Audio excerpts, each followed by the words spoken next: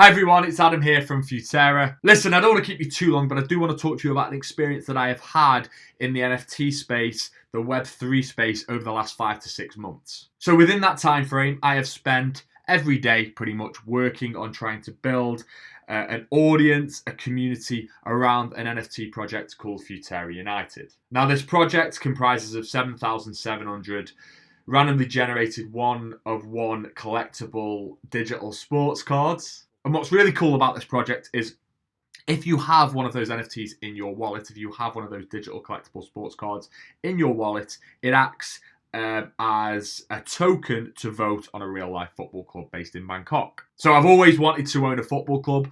Now I own one as part of my role here at Futera. That's a lot of fun. And what's beautiful about this project is already we've got the club up and running. We've beamed our friendly games around the world to our community. The community has already chosen which players play for the squad. They've chosen the badge. They've chosen the kit colours, the kit designs. We've already had a lot of fun with it, and it's been a good success so far. However, I'm not making this video to kind of show off or anything crazy like that. What I want to do is talk to anybody who is entering into the Web3 space, anybody who is trying to work on an NFT project. I want to tell you about what I've learned so far. And ideally, I want to help other marketeers, other community managers, and other project builders learn from my mistakes potentially, because this is an area of the internet that is exploding right now, and I think a lot of you are going to work in this space or have something to do with this space, whether you like it or not, over the next couple of years. So the first thing I would say, if you are just starting out and you're trying to build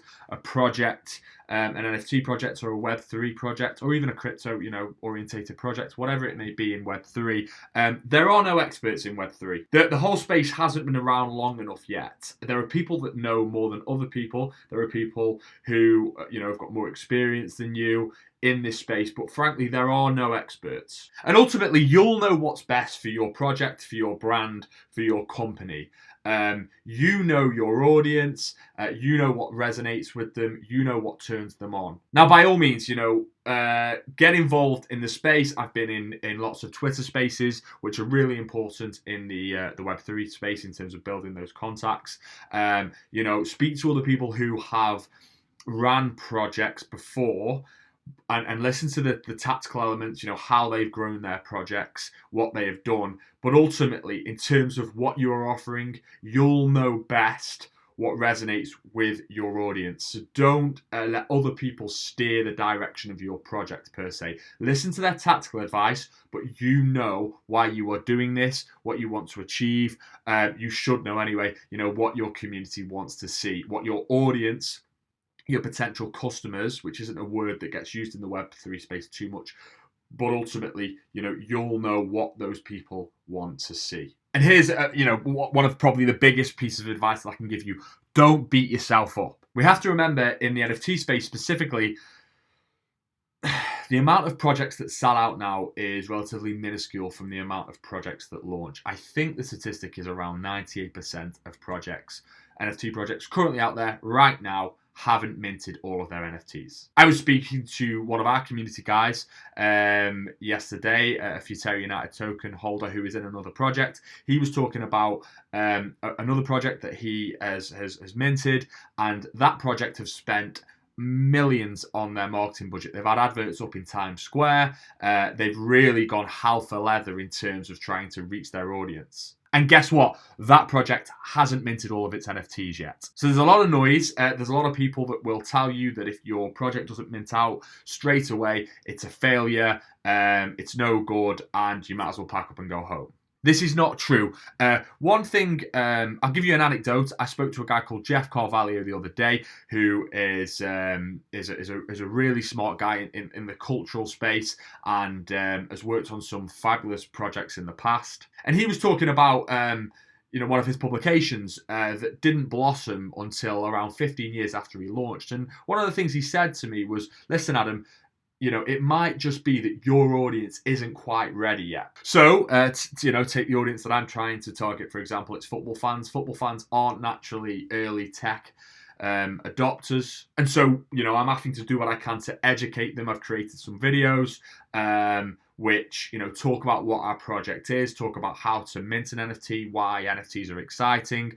So it's important to try and bring your audience along with you, but it might be that you're just very early in the context of your audience and they're not quite ready to mint yet. They're not quite ready to join the Web3 revolution. So what you should do is you should still proceed and, once you're ready, you should launch your NFT project. Don't wait, but then utilize this time, like we're doing with Futera United, to really hone your craft. As I mentioned earlier, we're beaming our games all around the world. We've got people who've minted our NFTs in Australia, in America, in Europe, and and all these people are starting to watch our games. And what we're doing now is, because we've got this smaller engaged audience that are willing to kind of roll with us, we're ironing out the creases now. So when the next hype train comes around and hopefully we get a flood of people into our project, we'll be better placed to serve them. Because imagine if we'd sold out our project right now, the expectations is there, the pressure's already on, and then we've got to try and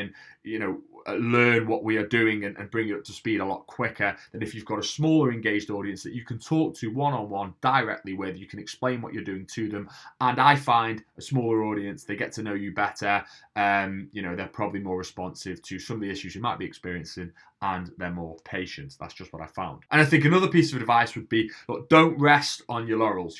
Don't think because you've already got a pre-existing audience that you can just launch an NFT project and it will sell out like that. It doesn't work like this. So here at Futera, we have thousands upon thousands of people who collect our physical cards. You would think that naturally these people would come along with us for the ride with our NFTs. They understand physical collectibles, so that means they will automatically get and want to buy digital collectibles. It's not quite the case. So what I'm doing is I'm continuing to work on them. I want them to get excited about NFTs, to get excited about the potential of our project.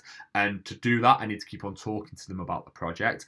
I need to offer them incentives to come with us on the journey, and I need to educate them. But ultimately, Mark and I, we and Adam, the other guy that's involved in the project, we're playing the long game. We're trying to ensure that we're offering utility, that we've got a project that is going to last. Think about your point of difference. Look at your NFT project in the same way that you would look at any product that you are going to launch.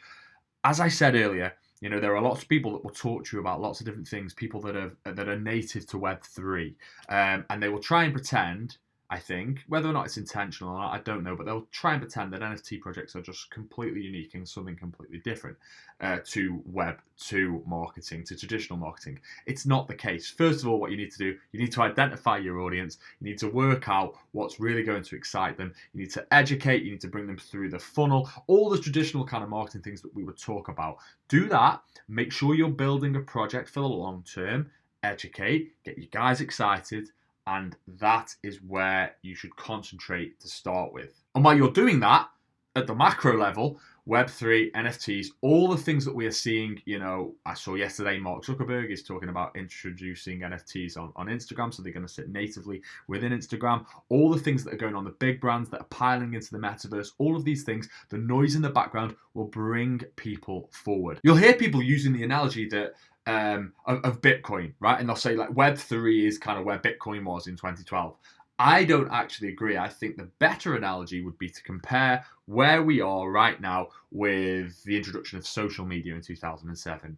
In 2007, you wouldn't have been able to fathom that the integration of platforms like Facebook, Instagram, which wasn't even a thing then, Twitter, TikTok, you wouldn't have been able to comprehend the role that these platforms would play in our lives. The whole industries that have evolved around these platforms, you just wouldn't have been able to kind of see that coming. But it did come, and I do think we're in a similar place with regards to Web3. So build for the long term, focus on what you're good at, focus on what you know about your audience, your customers, listen to the tactical stuff, but don't let that kind of guide you. Don't let other people drive you and tell you what you need to do. I understand there's an element of irony to that, given the fact that I've made this video, but you get my point. But if you are new to the NFT space, the Web3 space, and you've been told that you need to work on a project in this area, as I was, then do reach out if you've got any questions, and I'll be more than happy to share notes with you.